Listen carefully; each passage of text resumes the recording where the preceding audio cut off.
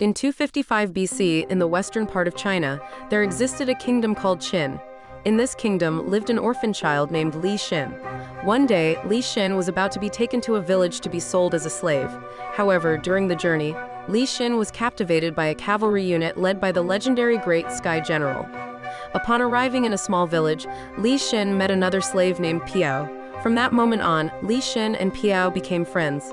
They shared a strong desire to escape their slave status and dreamt of becoming great generals in the future. With that dream in mind, they started training with swords together. They supported each other and strengthened their bond of friendship as they grew into adulthood. One day, a minister of the Qin Kingdom named Chang Wen-jun happened to witness Li Xin and Piao training. Impressed by Piao's skills, Minister Jun decided to recruit him as part of the royal court. Although Li Xin was left behind by his friend, he never lost his spirit. Piao's departure actually motivated him to train harder, so that one day he could also be recruited by the royal minister. Several days later, Li Xin was surprised by Piao's arrival, severely injured. Piao informed Li Xin that a rebellion had occurred in the Qin royal court involving the king's younger brother. Power was being contested between the two brothers, and Piao became a victim in the conflict. With great effort, Piao took out a map and told Li Xin to go to the marked meeting point on the map. Li Xin felt confused and didn't understand all of Piao's explanations, but he realized that he had to leave before the royal troops found him.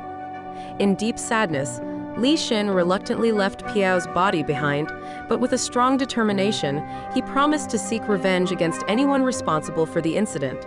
On his journey, Xin encountered a group of bandits who tried to stop him. However, Xin skillfully defeated them and continued his journey without any problems.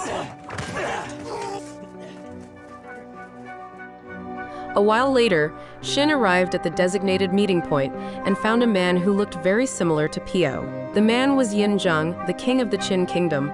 Before Xin could ask anything, they were suddenly attacked by an assassin sent by Cheng Zhao, Yin's younger brother. Xin used all the swordsmanship he had learned to fight against the assassin and eventually succeeded in killing him.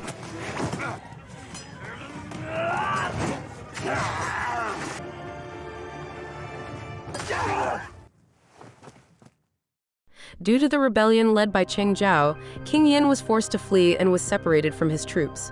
Before setting off with Xin, King Yin and Xin met He Liao Diao, a girl from the mountain tribe.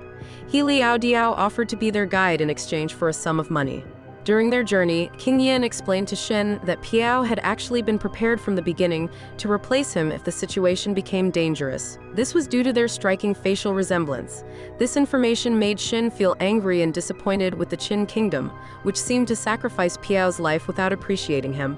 However, before Xin launched his retaliation against Cheng Zhao, King Yin's usurping younger brother who had taken control of the Qin Kingdom, he felt it was important to trace the root of the problem. Xin and King Yin realized that Cheng Zhao's power might not last long if they could find support from other kingdoms.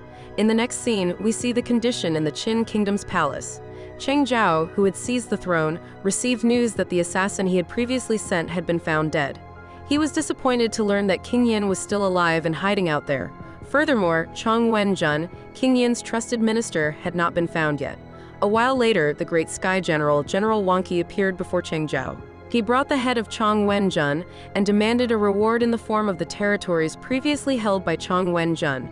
Cheng Zhao easily agreed to the request because his main focus at the moment was to eliminate King Yin's loyalists and make it easier for him to establish complete control. Meanwhile, elsewhere, King Yin, Xin, and Diao arrived in the mountain people's territory. As they passed through a bamboo forest, they were once again attacked by an assassin. This assassin used unique techniques and unpredictable movements. Although initially challenged, Xin eventually managed to defeat the assassin. However, in the battle, Xin also got hit by a poison dart, causing him to faint.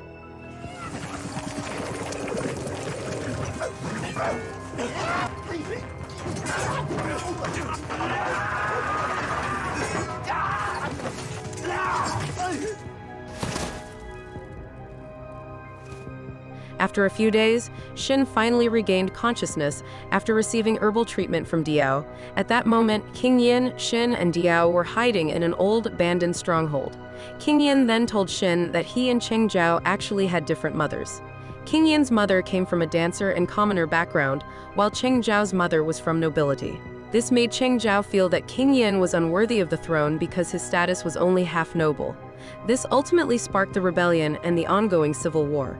After some time, King Yin's forces led by Chang Wen-jun finally arrived at the location. Although General Wang Qi had previously presented Chang Wen-jun's head, Chang Wen-jun was actually alive and had rejoined King Yin's army. In this moment, we finally learned that General Wang Qi had been using the situation in the Qin Kingdom for his personal gain.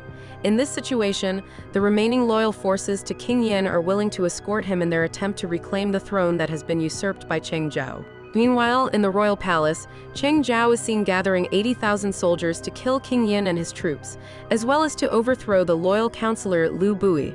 On the other hand, King Yin and his troops begin strategizing to infiltrate the palace. They do not expect any help from Liu Bui because, in reality, Liu Bui also desires the throne.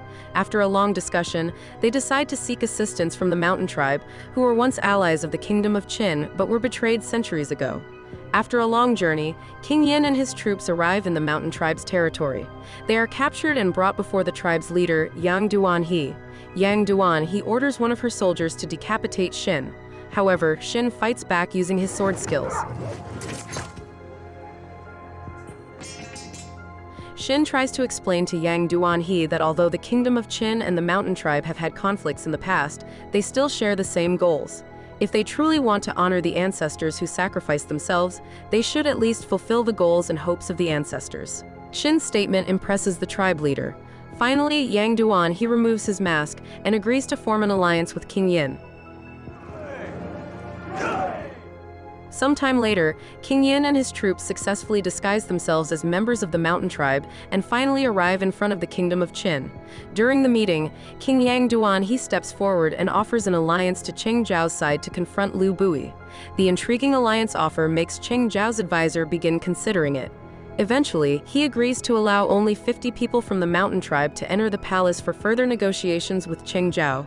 After successfully infiltrating, King Yin and his troops launch an attack according to the plan.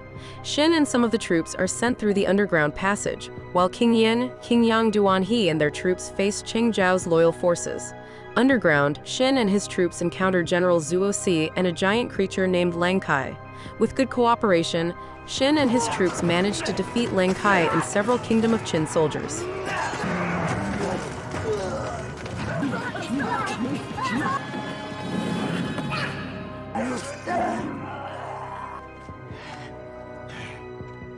Outside, a fierce battle unfolds as King Yin and King Yang Duanhe fight bravely for their honor, eliminating all of Cheng Zhao's forces that stand in their way.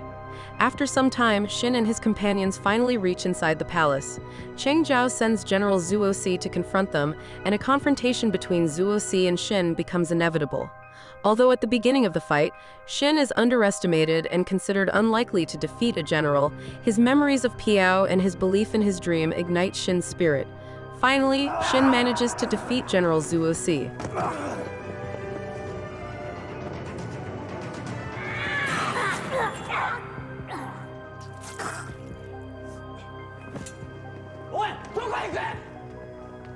At the same time, a subordinate of Cheng Zhao tries to save him but ends up having his eyes blinded by Diao. The subordinate retaliates against Diao, but he is ultimately taken down by one of the mountain tribe soldiers. Diao herself remains unharmed thanks to the armor she wears. Outside the palace, Cheng Zhao faces King Yin and King Yin easily defeats him. After the victory, King Yin Zhang is faced with several remaining forces still loyal to Cheng Zhao. At the same time, General Wang Qi comes to meet King Yin and asks about their next plan as a king.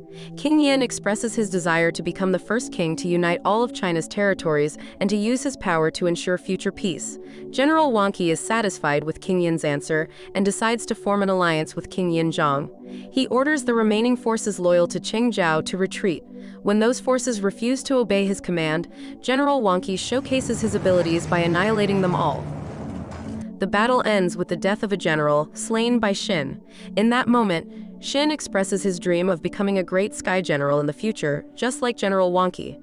Wang Qi smiles and promises to wait for Xin on the real battlefield.